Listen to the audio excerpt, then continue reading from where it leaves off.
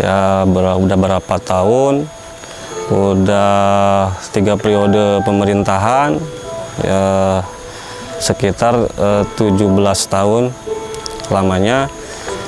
Desa Cibanteng belum tersentuh oleh bantuan pemerintah, terutama untuk jalan.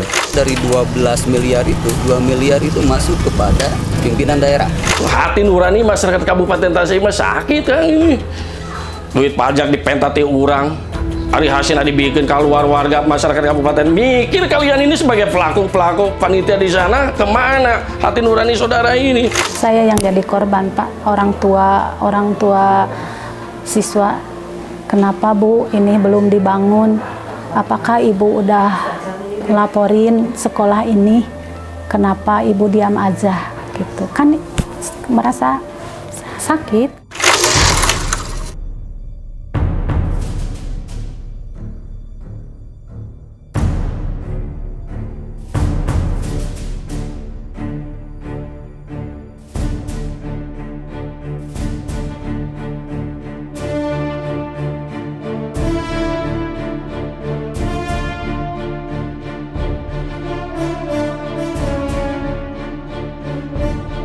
Pembangunan Tol Getaci atau Gede Bage Tasikmalaya Cilacap membuat resah para pedagang ubi Cilembu yang berjualan di Nagreg, Kabupaten Bandung. Mereka khawatir pembangunan jalan tol itu akan berdampak buruk pada usaha yang sudah dirintis selama puluhan tahun. Ketakutan seperti itu muncul bukan tanpa sebab. Sejak ada jalan lingkar Nagreg, usaha mereka langsung ambruk. Apalagi bila nanti tol Getaci sudah beroperasi, jualan ubi pasti akan lebih sepi. Siva, salah seorang pedagang ubi, menuturkan, sejak ada jalan lingkar Nagreg, kondisi usahanya jadi menurun drastis. Omset turun hingga 70%. Sabtu Ahad atau hari libur lainnya sudah tidak bisa diandalkan lagi. Kami Sabtu Minggu teh ti payun mah kago parkir oge nu meser teu aya da pakat kurame. Ayeuna mah janten teu aya nage 70%. Seueur anu bangkrut ayeuna mah nya teu ari calan deui karena sepi gitu.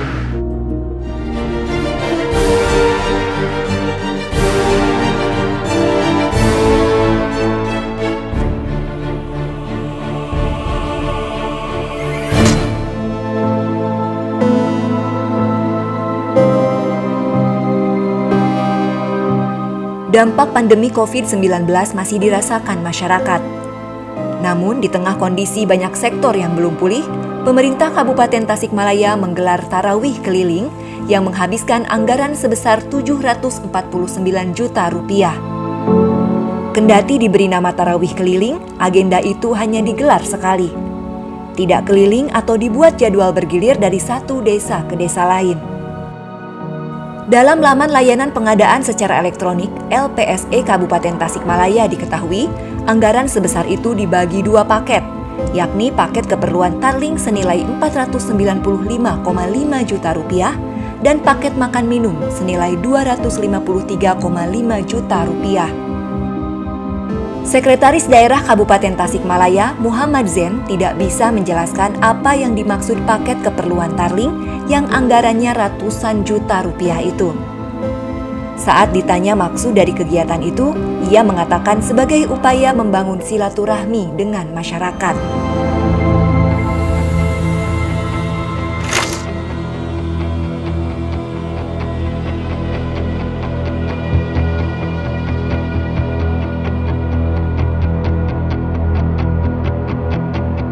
Warga Kampung Pasanggerahan, Desa Gunung Sari, Kecamatan Sukaratu, Kabupaten Tasikmalaya, memprotes jalan yang jelek di tempat mereka. Bertahun-tahun jalan dibiarkan rusak hingga menyebabkan banyak kerugian. Dikala panas menyengat terik, debu bertebaran menyusup ke dalam rumah hingga mengganggu kenyamanan. Saat turun hujan pun tak kalah menyiksa. Jalan-jalan yang berlubang berubah menjadi kubangan bercampur lumpur. Ada yang lebih membuat warga geram, yakni seringnya terjadi kecelakaan. Tak sedikit pengendara yang jatuh hingga membuat motor jadi rusak. Bukan hanya di Gunung Sari, di tempat lain pun sama. Malah kondisinya ada yang lebih parah. jalan sudah seperti selokan tak berair, penuh batu dan banyak lubang. Seandainya bukan karena desakan kebutuhan, warga enggan melewati jalan-jalan yang rusak itu. Kondisinya kelihatan seperti ini, ya udah berapa tahun, udah 3 periode pemerintahan, ya sekitar 17 tahun lamanya. Desa Cibanteng belum tersentuh oleh bantuan pemerintah, terutama untuk jalan. Sangat tidak diperhatikan, karena ini saya sudah beberapa kali bikin kegiatan nguruk masyarakat, kerja bakti, nguruk, tetap tidak diperhatikan. Ya udah, sekarang saya biarkan saja. Kalau lagi hujan sering banyak yang jatuh, kadang-kadang mobil juga nggak naik. Waktu dulu itu ada yang patah tuh, orang sana tangannya, ibu-ibu bawa motor langsung patah jatuh di sana. Nah, apa ini mau diaspal apa enggak?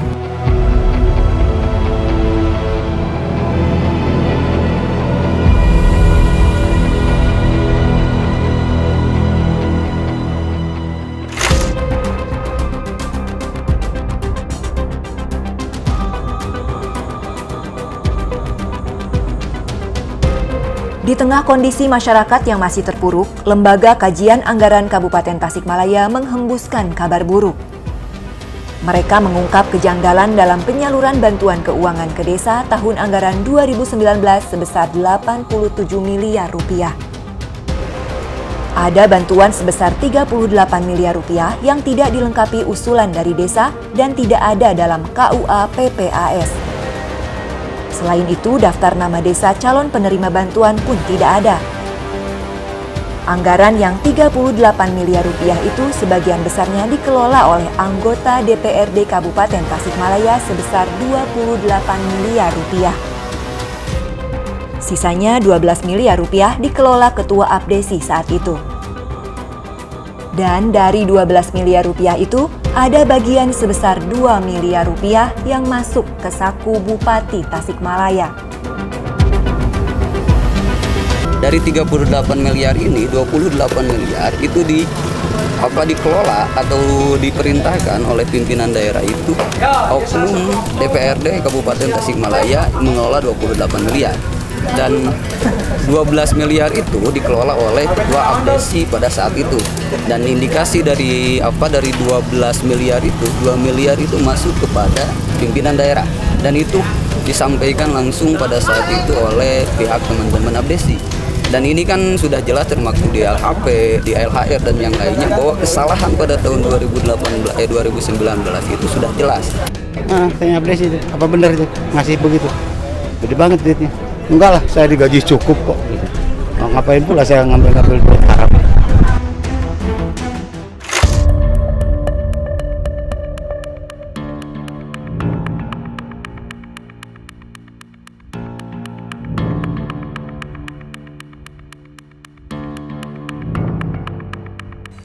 Kendati banyak jalan yang rusak parah, namun perayaan Hari Jadi ke-390 Kabupaten Tasikmalaya tetap digelar.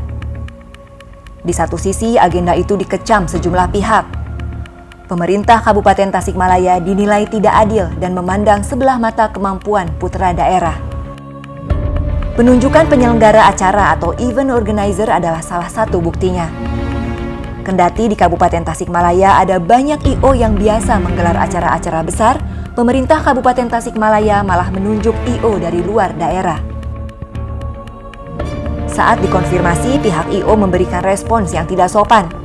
Alih-alih menjawab dengan baik, dengan nada tinggi ia tidak mengaku sebagai I.O., tapi hanya memberikan dukungan.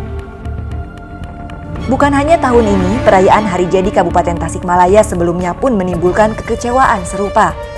Kejadiannya malah lebih parah.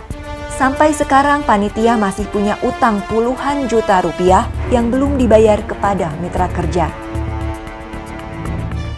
Sangat kental aroma busuknya. Kalau mereka nggak busuk, ngapain sulit-sulit untuk ditemui? Hati nurani masyarakat Kabupaten Tasik sakit kan ini. Duit pajak dipentati orang, Ari hasil dibikin keluar warga masyarakat kabupaten. Mikir kalian ini sebagai pelaku panitia di sana kemana hati nurani saudara ini? Sampai IO-nya katanya Pak Muhajir ini tidak pernah mengakui dia ini sebagai IO. Anda ini pengecut, sangat pengecut Anda ini.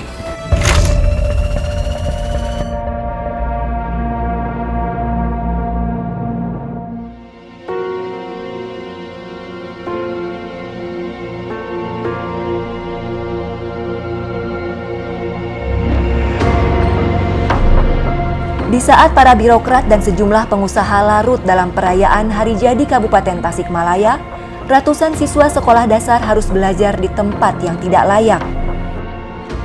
Para siswa SD Negeri Bojongkapol, Bojonggambir misalnya. Sebagian dari mereka terpaksa belajar di bawah tenda karena tidak ada lagi ruangan yang bisa dijadikan tempat belajar mengajar.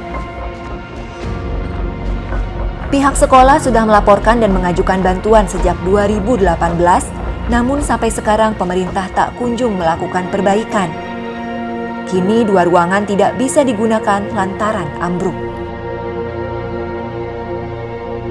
Saya merasa malu karena banyak orang, kenapa SD Inti seperti ini? SD Inti harusnya sudah bagus katanya gitu. Kalau ada yang kesini, jadi saya merasa malu gitu, nanti jadi nggak bisa bicara. Kan saya mah tidak bisa membangun gitu aja. Saya yang jadi korban, Pak. Orang tua siswa, kenapa Bu ini belum dibangun? Apakah Ibu udah laporin sekolah ini? Kenapa Ibu diam aja gitu? Kan merasa sakit gitu.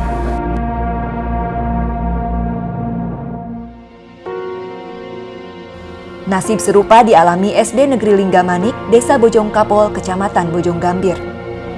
Lantaran ada 2 kelas yang ambruk, beberapa kelas terpaksa digabungkan dalam satu kelas. Kelas 1 dan kelas 2 digabungkan dalam satu ruangan dengan satu guru, begitupun kelas 3 dan kelas 4. Sedangkan kelas 5 dan kelas 6 masing-masing satu ruangan.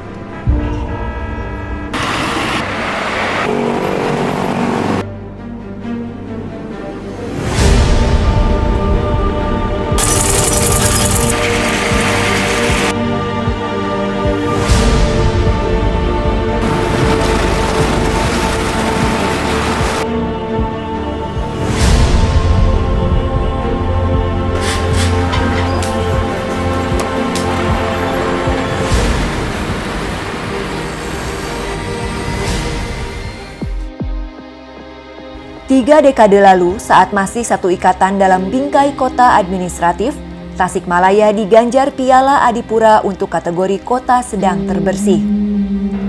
Penghargaan itu diberikan Presiden Republik Indonesia pada 1993-1994. Dan hingga kini plakatnya masih terpajang di Tugu Jalan Kiai Haji Zainal Mustafa. Masyarakat menyebutnya Tugu Adipura. Hampir 30 tahun berlalu, Tasikmalaya belum mendapatkan kembali penghargaan serupa. Padahal saat ini sudah dikelola 2 pemerintahan, yakni Kota Tasikmalaya dan Kabupaten Tasikmalaya. Alih-alih dinobatkan sebagai kota bersih dan teduh, yang terjadi malah sebaliknya. Hingga saat ini sampah masih menjadi masalah yang kasat mata. Ada banyak sampah menumpuk bukan pada tempatnya. Fungsi trotoar yang seharusnya untuk pejalan kaki di beberapa titik malah jadi tempat pembuangan sampah. Bukan hanya trotoar, sampah juga menumpuk di pinggir-pinggir jalan.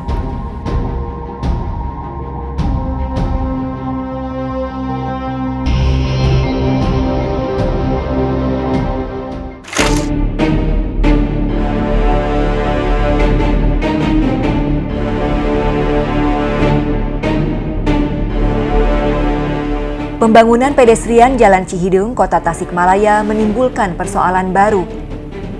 Sejumlah pedagang mengeluhkan sulitnya bongkar muat barang. Salah satunya disampaikan oleh pedagang kain. Ia menyampaikan keluhan tersebut kepada Wali Kota Tasikmalaya Muhammad Yusuf. Namun alih-alih menanggapi keluhan tersebut dengan baik, Yusuf tanpa beban memberikan respon yang di luar dugaan. Nanti diatur Bu ya untuk bongkar muat itu. Ada yang kita pengaturan itu dengan Yusuf. Ya, tapi itu sudah urusan teknis. Sering ada yang hilang juga barangnya gitu. Jadi kemudian di sini ada yang laporin barangnya hilang kayak ngeliat di CCTV kurang gitu. Itu ya bagaimana? Bukan urusan saya. Iya, tapi bagusnya mah yang saya kan ini urusan jangan. kebijakan sudah Iya. seperti ini. Dan ini juga hasil kesepakatan semua pemilik toko di sini. Datang ke saya mereka. Enggak ada yang datang. Terus kayak Siapa bilang yang kayak datang toko Bu? di depan toko. Siapa yang bilang nggak datang ke saya? Saya yang Itu laporin. tidak diberitahu tuh, tanya Acong dan kawan-kawannya di sini. Datang semua ke Saya saya. nggak tanyain datangnya. Pak Haji. Ya, iya, Ibu harusnya koordinasi dengan forum-forum di sini. Yang di Jangan toko-toko sendirian. yang Saya nanya kalau semua. ngeladenin sendirian, repot saya.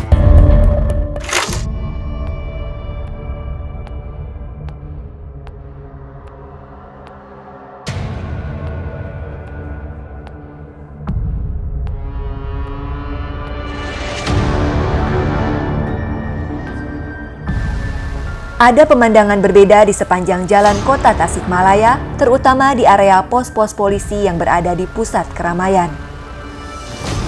Di tempat itu biasanya ada polisi yang berjaga dan terkadang menghentikan para pengguna kendaraan bermotor yang diduga atau terang-terangan melanggar.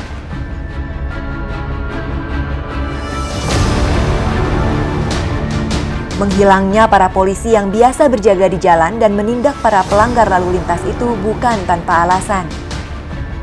Kepolisian tengah ancang-ancang menerapkan tilang elektronik. Namun, hilangnya tilang di masa transisi tersebut membuat sejumlah pengendara leluasa melakukan pelanggaran lalu lintas.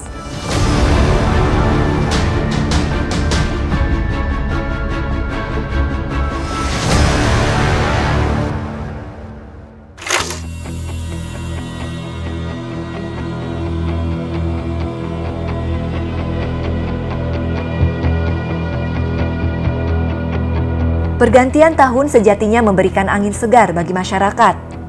Namun, para pelanggan perusahaan umum daerah air minum Tirta Sukapura Kabupaten Tasikmalaya bakal merasakan sebaliknya. Perusahaan plat merah itu akan menaikkan tarif air hingga 100%. Itu dilakukan untuk menyesuaikan dengan keputusan Gubernur Jawa Barat tahun 2021 tentang tarif batas atas dan tarif batas bawah. Kenaikan tarif air ini akan menjadi kado pahit di tahun baru karena pemberlakuannya direncanakan pada awal 2023. Di sisi lain, hingga saat ini masih banyak pelanggan yang tersendat mendapatkan pasokan air pump. Itu suatu ironi lah. Kalau pelayanan masih belum maksimal, apalagi murah-marit gitu ya, dirasakan oleh konsumen, lalu tarif dinaikkan, pasti banyak yang menentang konsumennya. Kalau bagi kami sebetulnya cobalah tingkatkan dulu pelayanan, dicek pelayanan. Jadi jangan hanya bisa menaikkan tarif, tapi belum bisa menaikkan pelayanan gitu. Sebaiknya pelayanan dulu lah, dicek semua gitu. Seperti di blok 2 yang tadi teman saya, sampai tidak ada sama sekali. Coba bayangkan, sebenarnya tarif naik airnya nggak ada.